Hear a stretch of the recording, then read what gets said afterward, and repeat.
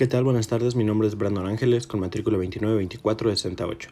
A continuación explicaremos cada uno de los regímenes fiscales en México. Cabe señalar que se han modificado de acuerdo al avance de la tecnología, así como a la política actual. El primero de estos es el régimen de sueldos y salarios e ingresos asimilados a salarios. En este régimen encontramos a los asalariados, que son personas físicas que prestan a otra persona física o moral un trabajo personal y subordinado, por lo cual percibe un salario y prestaciones que marca nuestra ley laboral, como lo es el aguinaldo, vacaciones, prima de antigüedad, PTU y seguridad social, reteniendo el patrón el ISR que marca la ley. Por la obtención de dicho sueldo o salario debe de pagar el ISR, mismo que le retiene su patrón del ingreso obtenido en su nómina. En este caso, el trabajador no expide factura, tampoco tiene la obligación de hacer declaraciones mensuales ni la anual, pero puede optar por declarar si tiene más de un patrón o si tiene deducibles a favor.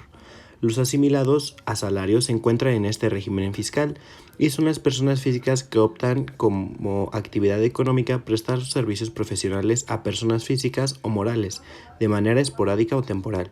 Por su trabajo profesional o intelectual reciben un pago y están obligados al pago del ISR. Quienes lo contratan no están obligados a otorgar prestaciones de ley como lo son la seguridad social, aguinaldo, vacaciones, reparto de utilidades, entre otros que marca la Ley Federal del Trabajo. Esto es únicamente les pagan el sueldo y el patrón les retiene el ISR. El segundo de los regímenes es el régimen de actividades empresariales y profesionales. En este régimen fiscal encontramos a las personas físicas que obtienen ingresos por actividades comerciales, como pueden ser fondas, cafeterías, escuelas y farmacias. En este régimen también encontramos a aquellas personas físicas que realizan actividades industriales, por ejemplo la minería, textil y construcción. También aquellos que se dedican a la enajenación de bienes de autotransporte, sin importar el monto de los ingresos que perciben. Por último, aquí encontramos a las personas físicas que prestan servicios profesionales, como los médicos, abogados, contadores, dentistas, entre otros. Algunas de sus obligaciones son las siguientes: inscribirse al RFC, mantener actualizada la información ante el RFC, expedir facturas electrónicas, llevar la contabilidad electrónica, presentar declaraciones mensuales, declaración anual, declaraciones informativas como la DIOT, entre otras. El siguiente régimen es el régimen de incorporación fiscal. En este régimen se podrán registrar las personas físicas que realicen actividades empresariales, que vendan bienes o presten servicios para los que no se requiera un título profesional para efectuarlos. También serán partícipes de este régimen las personas que, aparte de realizar actividades antes señaladas, obtengan ingresos por sueldos y salarios asimilados a salarios o ingresos por intereses, es decir, que combinen dos regímenes. Pueden ser contribuyentes de este régimen siempre y cuando el total de los obtenidos por los conceptos antes mencionados no supere los 2 millones de pesos al año.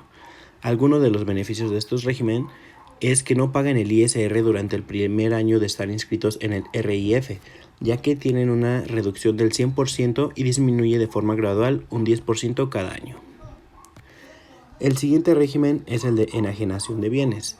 En este régimen encontramos a las personas que obtienen ingresos derivados de toda transmisión de propiedad de bienes muebles o inmuebles a través de una venta o permuta. Si un ciudadano obtiene ingresos de este tipo, debe declararlos ante el SAT, aun estando exento de pago. En algunos casos, los ingresos de enajenación estarán exentos de pago de impuestos, por ejemplo, cuando se trata de la transmisión de propiedades de bienes por una causa de muerte, como las herencias y legados, siempre y cuando el titular de la herencia y el heredero tengan un parentesco en línea recta ascendente y descendente en primer grado, esto es padres, abuelos y nietos. Esto implica que entre tíos, sobrinos y primos existe la obligación de pagar impuestos.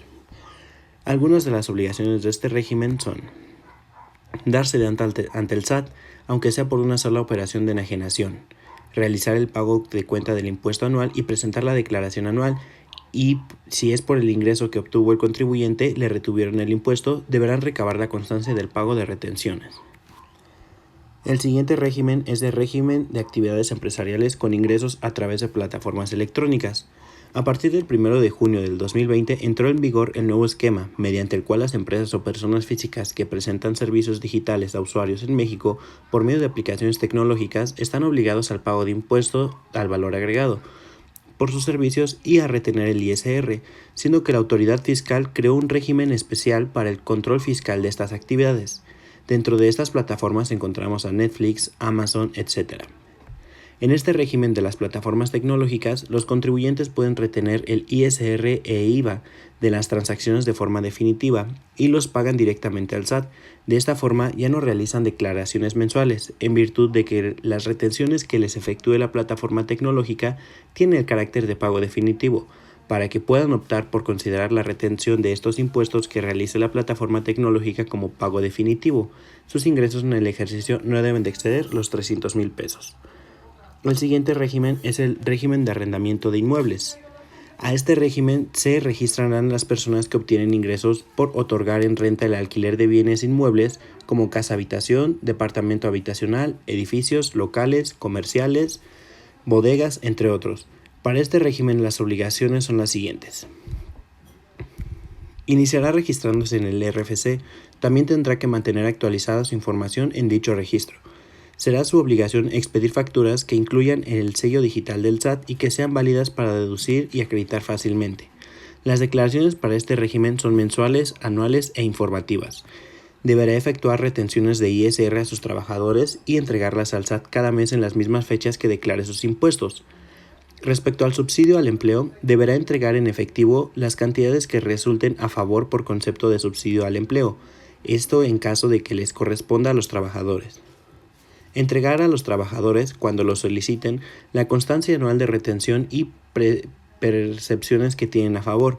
Presentar la declaración informativa de las personas a las que les retuvo los impuestos por pago de sueldos y a las que les efectúen pagos por subsidio al empleo. El siguiente régimen es el régimen de ingresos por interés. Este régimen encontramos a las personas físicas que obtienen ingresos que les pagan las instituciones bancarias, de seguros y financieras, derivados de cuentas o inversiones bancarias conocidos como intereses. Es común que las personas inviertan en CETES, pagarés y distintos instrumentos financieros que les brindan una ganancia o rendimiento. Estas personas deben tributar en este régimen, con independencia de retenciones que realicen las instituciones bancarias de seguros financieras. Algunas de las obligaciones son inscribirse ante el SAT y obtener el RFC, presentar la declaración anual, para lo cual deberán acumular a sus demás ingresos lo que perciban por intereses reales, excepto aquellos que sean ingresos de 100,000 pesos, y tomen la opción de considerar las retenciones hechas por la institución bancarias de seguros o financieras como definitivas. El siguiente de los regímenes es el régimen de ingresos por la obtención de premios. En este régimen se encuadran las personas físicas que obtienen como ingreso un premio al resultar ganadoras en un concurso autorizados legalmente, entre ellos las rifas, sorteos, juegos con apuestas y celebración de loterías. Las personas físicas que obtienen ingresos de este tipo están obligados a darse de alta ante el SAT y obtener su RFC. Asimismo, deberán realizar una declaración anual. En este régimen se incluye a las personas físicas que hayan obtenido préstamos donativos y los premios no deberán exceder la cantidad de 600,000 pesos. Generalmente, por el ingreso que obtuvo el contribuyente en este régimen, se le retuvieron los impuestos que marca la ley y se le debe emitir al contribuyente un comprobante fiscal donde consten los pagos y retenciones, tomando en cuenta que el que entregue el promedio efectuará la retención del impuesto y se considerará pago definitivo. Para conocer los impuestos que se engloban en este régimen es necesario que consulten el artículo 138 relacionado con las tasas de impuesto y retenciones de la ley del ISR. El siguiente régimen que tenemos es el régimen de dividendos, y en general por las ganancias distribuidas por personas morales. Se encuadrará en este régimen a las personas físicas que tengan la calidad de socios o accionistas de una persona moral, que obtengan ingresos derivados de las utilidades que generarán, denominados dividendos, ganancias o utilidades. Se aplica una tasa adicional del 10% sobre los dividendos o utilidades distribuidos y el pago realizado tendrá el carácter de pago definitivo. Es importante tomar en cuenta que los dividendos son utilidades que se reparten entre los accionistas como proporción del capital social que estos tienen en la persona moral de la que son parte como accionistas o socios. Cuando existe un resultado contable de un ejercicio fiscal donde existe utilidad, los accionistas tienen derecho a recibirla. Al ser un ingreso que proviene de las utilidades de una empresa, los dividendos pueden ser grabados tanto en la persona moral como en la persona física. El siguiente régimen es el régimen de actividades agrícolas, ganaderas, silvícolas y pesqueras, conocidas como sector primario. En este régimen se encuadran a las personas físicas que obtengan ingresos exclusivamente por actividades agrícolas, ganaderas, silvícolas o pesqueras. Se considera en este régimen a las personas físicas cuyos ingresos por dicho sector representen cuando menos el 90% del total, lo anterior sin incluir las ventas realizadas de terrenos, maquinaria o automóviles pertenecientes al activo fijo. Para el cumplimiento de sus obligaciones, el contribuyente puede optar por pagar los impuestos de forma independiente o como integrante de una persona moral. Algunas de sus obligaciones son las siguientes: inscribirse al SAT y obtener el Registro Federal de Contribuyentes, expedir factura electrónica por cada venta o realizar una factura global por las ventas al público en general, presentar declaraciones provisionales, presentar la información del IVA, de las operaciones realizadas con proveedores, presentar la declaración anual, informar anualmente las operaciones con clientes y proveedores, llevar la contabilidad electrónica, en caso de tener trabajadores, presentar la declaración, el pago provisional de las retenciones realizadas y expedir el comprobante fiscal por internet de nómina. Y con esto espero haber resuelto todas sus dudas.